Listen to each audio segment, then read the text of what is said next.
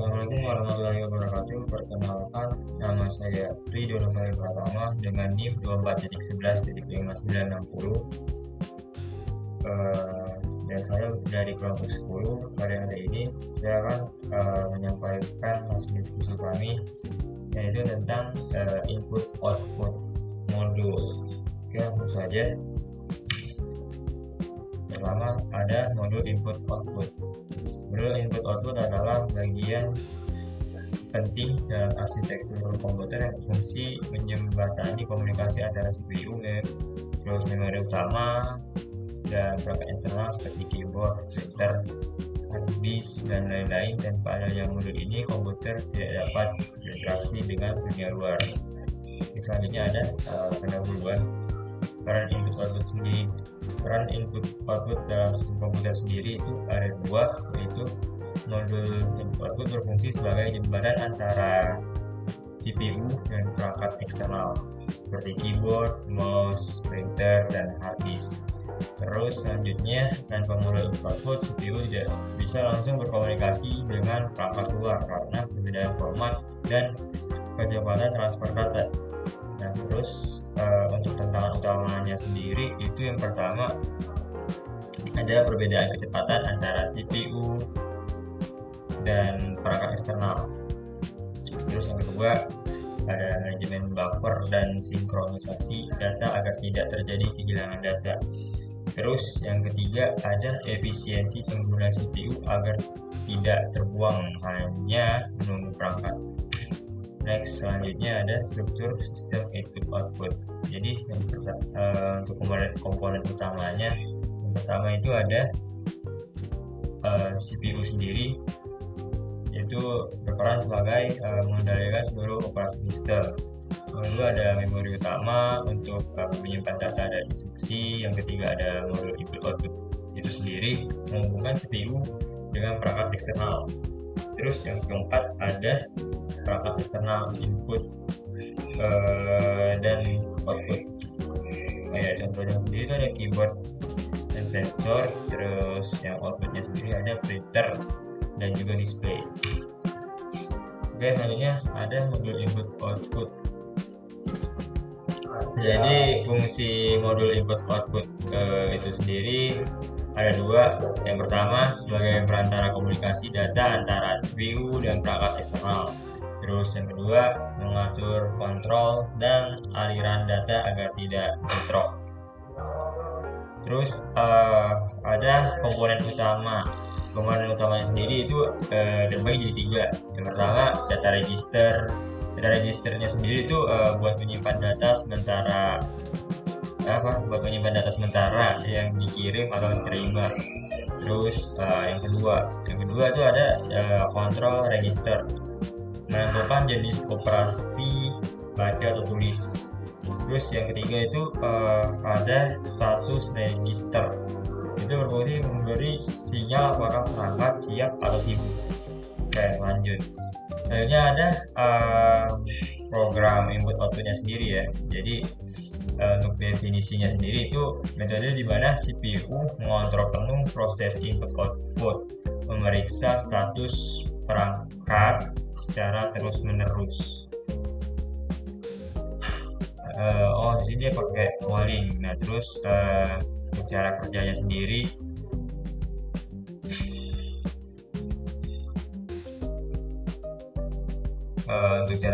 itu yang pertama ada CPU mengirim perintah ke modul input output. Terus yang kedua CPU menunggu perangkat siap. Yang ketiga data dikirim atau dibaca secara langsung. Nah, terus sebenarnya itu ada kekurangannya sendiri itu ada dua. CPU terus menunggu sehingga efisiensinya rendah. Terus yang kedua tidak cocok untuk sistem multitasking.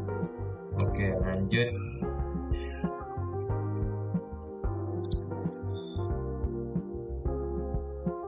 Nah, selanjutnya itu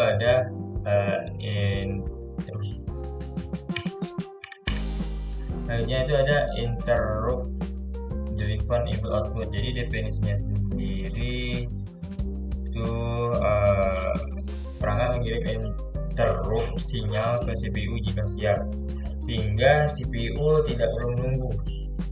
Jadi untuk cara kerjanya sendiri itu yang pertama CPU menjalankan program utama, terus yang kedua perangkat siap dia akan mengirim interrupt, terus yang ketiga CPU menanggapi interrupt dan memproses input output, terus yang keempat CPU melanjutkan tugas sementara.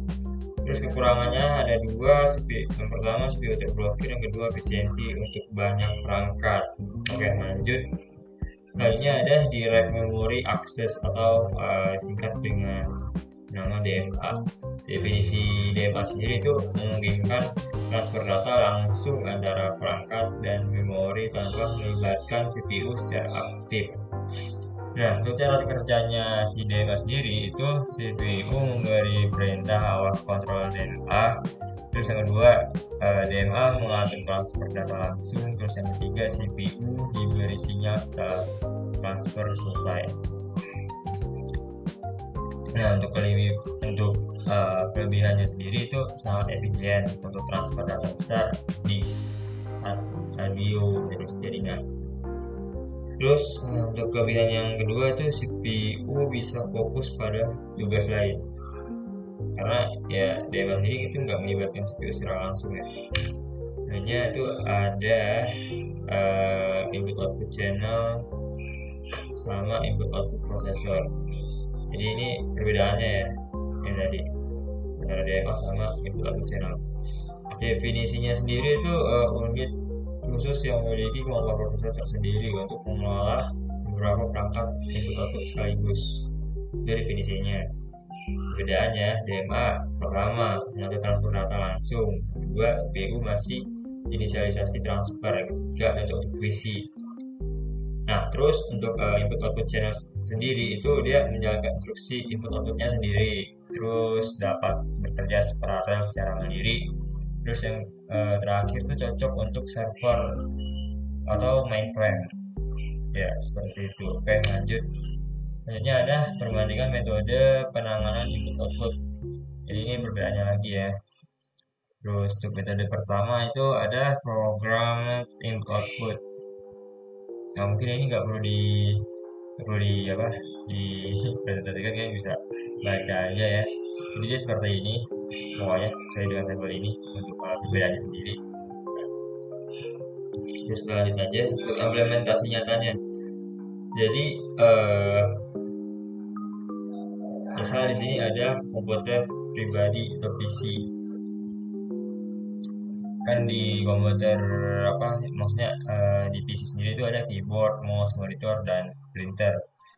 Nah, mereka itu bekerja melalui modul input output. Ketika pengguna mengetik, sinyal dari keyboard dikirim melalui input output controller menuju CPU untuk diolah menjadi teks di layar. Terus printer itu menggunakan interrupt driven input output agar CPU tidak perlu menunggu printer selesai. Terus selanjutnya ada server dan sistem jaringan. Nah, server menggunakan multiple input output channel untuk menangani banyak permintaan dari klien sekaligus. Terus proses ini memungkinkan multitasking dan akses data cepat tanpa overload CPU. Nah, yang terakhir itu ada sistem operasi dan storage. Jadi untuk sistem operasinya sendiri itu kan ada kayak hard disk, SSD, dan flash drive. Nah, mereka itu berkomunikasi dengan CPU melalui DMA. DMA tadi yang udah kita jelasin ya, direct memory access. Terus transfer data bisa langsung ke memori tanpa melewati CPU, meningkatkan efisiensi sistem begitu. Oke, untuk studi kasus modern DMA sendiri pada NVMe SSD. NVMe memanfaatkan direct memory access DMA untuk transfer data langsung antara SSD, RAM tanpa campur tangan CPU.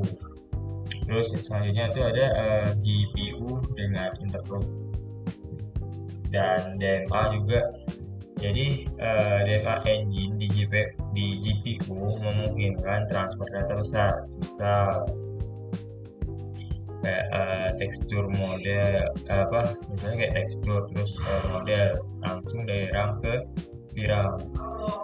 Terus selanjutnya tuh ada peripheral interconnect modern atau apa ini PCLE. Oke, jadi itu kayak apa singkatannya ya, singkatan dari Peripheral Component Interconnect Express. Terus untuk jalur utama CPU, GPU, SSD berkecepatan hingga 64 GB per second. PCIe-nya itu 5.0, sorry. Terus untuk Thunderbolt-nya dan USB port berbasis PCIe plus DisplayPort mendukung sekitar 40 GB per second. Nah, terus ada power delivery dan hot lagi. Nextnya, nah ini untuk diagram alur dari input output modul. Jadi dia dipecah jadi dua ya, jadi ada digital sama analog. Digital input modul, digital output modul, ini inputnya, ini outputnya, kayak gitu. Jadi pecah menjadi dua, yang pertama digital, terus yang satunya itu analog ya, kayak gitu doang. Jadi untuk kesimpulan dari PPT ini, input output modul merupakan komponen penting dalam sistem komputer yang berfungsi mengatur komunikasi antar CPU dan perangkat eksternal dengan berbagai metode penanganan input output seperti programmer input output, terus ada interrupt tadi, terus ada DMA, terus terakhir tuh sistem komputer dapat beroperasi secara efisien dan stabil. Terus perkembangan teknologi output modern seperti PCIe tadi, terus ada NVMe dan Thunderbolt juga menunjukkan betapa pentingnya peran input output dalam meningkatkan kecepatan dan kinerja keseluruhan sistem komputer di masa kini dan masa depan. Oke, mungkin cukup sekian